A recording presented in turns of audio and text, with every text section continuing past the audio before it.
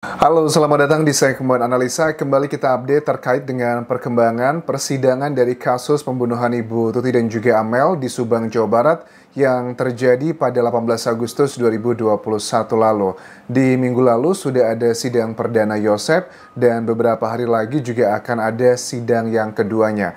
Dalam persidangan yang digelar di Subang, Jawa Barat ini, Yosep terlihat pada saat datang pertama kali, dia kelihatan sangat tenang, dia kelihatan menebar banyak senyum, bahkan dalam suasana persidangan pun setelah selesai sidang sebenarnya dia memberikan beberapa kode gitu kepada wartawan ataupun juga YouTuber yang hadir di ruang persidangan dengan gaya khasnya, dengan senyuman, dengan memberikan tanda tangan yang oke dan sebagainya. Bahkan pada saat Yosep itu mendekati Yang Mulia Hakim, pada saat ada bagian terakhir di situ dia berbicara, kesannya Yosep itu ngerasa kayak nggak ada beban. Sebenarnya nggak seperti itu sih. Ini ada bagian-bagian yang di hati kecilnya Yosep, dia tuh sudah tahu sebenarnya bahwa dia udah nggak bisa lagi mengelak dari berbagai macam tuduhan bahwa dia adalah bagian dari pelaku utama di malam pembunuhan tersebut. Ini coba kita simak dulu adalah rekaman dari Jaksa Penuntut Umum pada saat membacakan bagian dalam kronologi pada saat Amel yang merupakan putrinya sendiri itu dibegitukan sebegitu parahnya yang ada dalam peristiwa untuk menghabisi Amel tersebut. Di keterangan Jaksa Penuntut Umum ini ada Yosep, ada Danu, ada Abi dan juga ada Arigi dan tidak ada Bu Mimin dalam peristiwa ini. Ini adalah kelima tersangka dan baru 2 orang tersangka tersebut yang sudah menjadi terdakwa, yakni adalah Yosep dan juga Danu. Lalu pada saat itu korban Amelia Mustikaratu terbangun dengan posisi di atas kasur dan melihat korban Amelia Mustikaratu terbangun, saksi Muhammad Ramdhanu alias Danu langsung menuju korban Amelia Mustikaratu. Ya ampun, jadi di malam 17 Agustus menuju ke 18 Agustus 2021, tega banget ya, Amel itu kebangun karena memang ada peristiwa Yosep yang berusaha masuk ke sana katanya mau minta uang. Pada saat Amel kebangun, Danu yang langsung membegitukan Amel. Gila ya, tampang selugu itu ternyata bisa tega melakukan hal seperti ini. Makanya jangan pernah menilai seseorang tuh hanya dari penampilannya aja. Danu yang kelihatannya lugu seperti itu, tapi dia begitu tega mengikuti sarannya atau perintah Yosep untuk melakukan seperti itu. Jadi Danu yang pertama kali menghajar Amel. Terus bagaimana dengan Abi dan juga Arigi yang merupakan bagian pelaku di malam hari itu? Dan tangan-tangannya yang mengenai kening kanan sebanyak 1 kali. Oke. Sehingga korban Amelia Mustikaratu menjadi terlentang. Oke. Kembali di atas kasur sambil korban Amelia Mustikaratu berkata ampun, ampun. Lalu tangan-tangannya ditarik oleh saksi Arigi Reksa Pratama. Oke, Arigi Reksa Pratama peranannya adalah menarik tangan kanannya Amel. Amel udah nggak berdaya, dihajar sama Danu di bagian kepalanya. Dia masih sadar, tetapi Arigi langsung menariknya. Sehingga posisi badannya menjadi agak condong ke depan. Kemudian dari arah sebelah kiri datang terdakwa yang sudah memegang stick golf. Terdakwa ini adalah Yosep, datang dengan membawa stick golf. Lalu memukulnya. Korban Amelia Mustikaratu menggunakan stick golf ke kening korban Amelia Mustikaratu sebanyak 1 kali, sehingga posisi kepala korban Amelia Mustikaratu menjadi miring ke kanan. Dan selanjutnya pada saat datang, stick golfnya tersebut langsung dong ditujukan ke bagian atas dan vitalnya dari Amel. Pada saat setelah selesai itu pun nggak selesai. Ada bagiannya Abi Aulia yang dengan tangan kanannya dilakukan seperti ini. si Abi Aulia dengan tangan kanannya membentukkan kepala korban Amelia Mustikaratu ke tembok.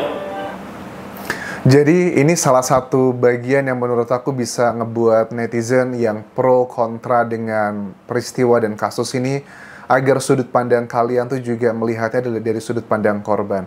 Ya, kita tahu sih, sekarang kan dari 3 tersangka seperti Abi, Arigi, dan juga Mimin, dengan tim kuasa hukumnya. Mereka ini begitu percaya diri memberikan statement di media massa ataupun juga sosial media, YouTuber atau apapun lah namanya. Mereka mengatakan bahwa keterangan Danu itu semua bohong. Tidak ada itu bahwa saya malam hari itu ada di lokasi TKP. Arigi masih dengan kekeh mengatakan dengan dukungan dari dua sahabatnya, yang sahabatnya pun baru dekat itu setelah peristiwa ini terjadi. Dia mengatakan bahwa malam hari itu saya bersama kedua teman saya itu cuma main game doang di tempat kerja saya.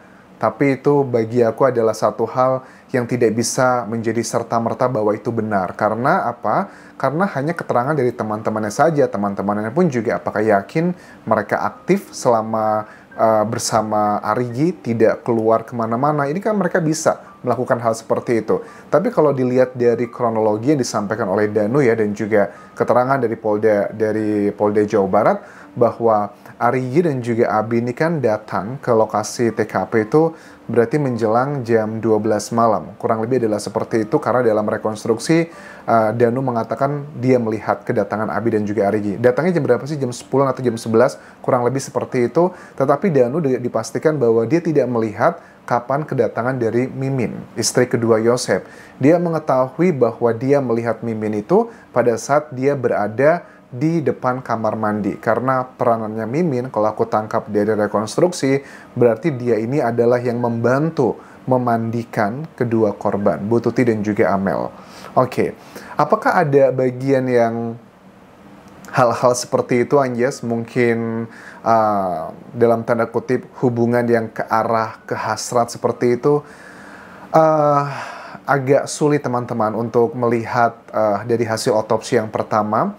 Kalau kan di kasus ini ada 2 kali otopsi ya. Otopsi pertama itu kan ya di sehari atau di hari itu juga sih, tidak terlambat sebenarnya. Tetapi sayangnya menurut aku sih otopsi pertama itu kurang begitu lengkap ya. Nggak tahu apakah karena dokternya mungkin keterbatasan sumber daya pada saat itu karena kondisinya adalah COVID. Karena untuk kuku-kukunya Amel itu pun juga sepertinya tidak dilakukan pemeriksaan. Apakah mungkin bagian area-area sensitifnya pun juga tidak dilakukan detail? Ya, ini juga unik. Karena kalau kita lihat dari rekonstruksi kan ya, berarti kan Amel, Bu Tuti ini kan dihabisi yang pertama kali. Itu kan sekitar jam berapa? Kalau aku lihat katanya kan si Pak Yosep datang melakukannya sekitar jam 1-an malam ya. Di otopsi pertama kan dokter otopsinya bilang bahwa Ibu Tuti itu dihabisi sekitar menjelang jam katanya setengah 12 malam, tanggal 17 Agustus. Ya, aku tahu lah ini pasti bakal pro dan kontra, adalah bagian yang agak sulit karena perbedaannya beberapa jam. Tapi jujur ya, itu adalah bagian-bagian yang dulu sudah kita lewati mengenai drama-drama yang berhubungan dengan data saintifik. Tetapi sekarang dari Yosep ini ya, Yosep ini begitu kekeh banget ya.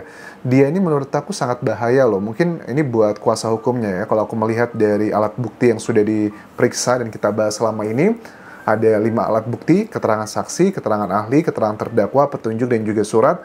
Bagi aku pribadi, Yosep ini sudah nggak ada lagi pilihan.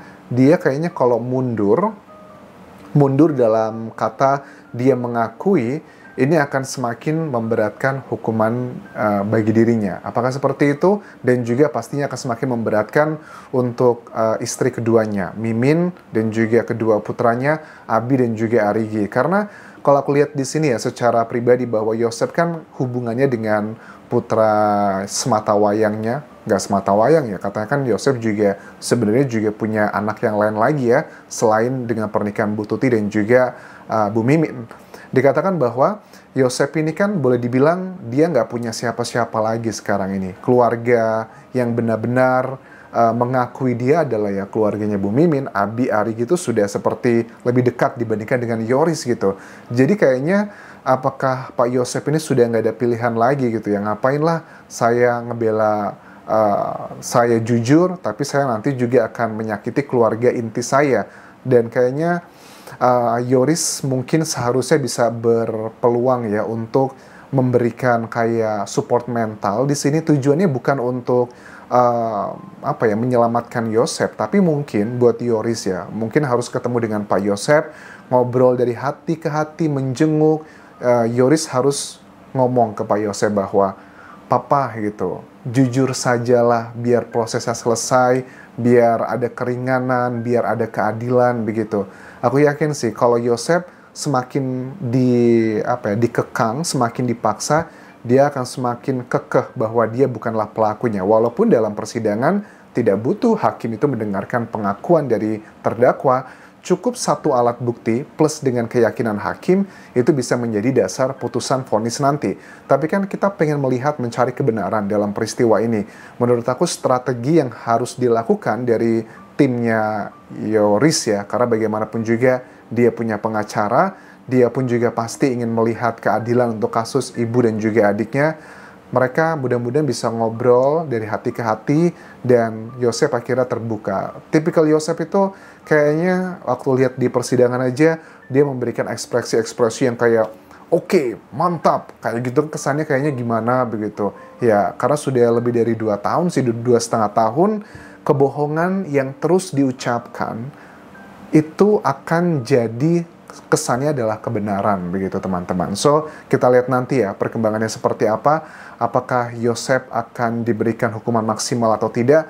Kalau prediksi aku, kalau Yosef tidak kooperatif sampai saat ini, kemungkinan besar dia akan mendapatkan hukuman yang mati sih. Karena kan pasal 340, mati, seumur hidup, atau 20 tahun penjara.